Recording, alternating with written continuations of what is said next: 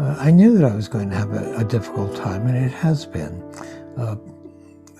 Symptoms of it, well, one symptom of it is that I really don't look at pictures of her. It's too hard to do.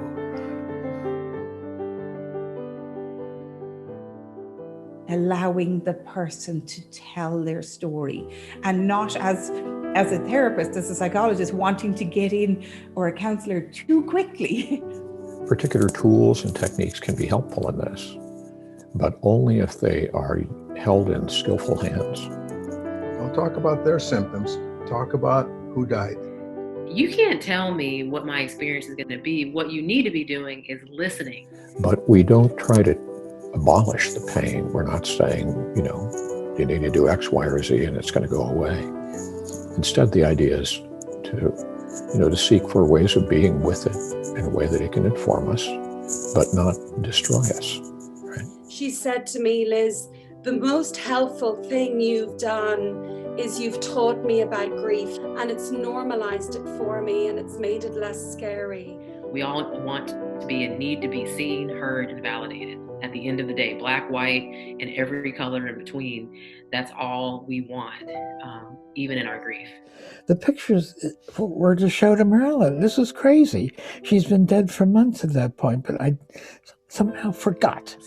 And many times it's invisible. It isn't just the hearse or the funeral. There are many losses that have no funeral. A lot of people think when they get bereaved that they're going to go mad, or they may think they already have done. And allowing a person to express the deepest sadness in their heart is incredibly powerful. That in a moment like that, it is crucial not to help the person, and it is crucial to help the person.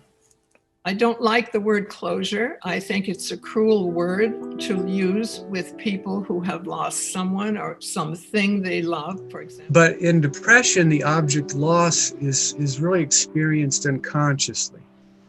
Whereas in mourning, the person is highly conscious of the lost object. So the best way to think of grief therapy or counseling is a community of two. Understand, or help me understand what it is that you're facing. I just want to be a listening space, and offer yourself up as that. The majority, it turned out, were resilient. The majority of people cope remarkably well. And that doesn't mean they don't have pain. It doesn't mean they don't suffer. It means they continue to function. The search for meaning doesn't mean that we find a justification for the loss that makes it all better. But we do begin to ask the question, what meaning do I want this to have in my life going forward? Look, we're not going near that analysis space. We're going to mind you. We're going to support you.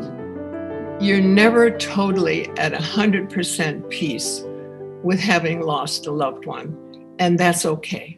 You don't get over grief. It's like an amputation. You don't get over an amputation. You learn how to live with an amputation. For so much, the treatment is simply human connection, human kindness.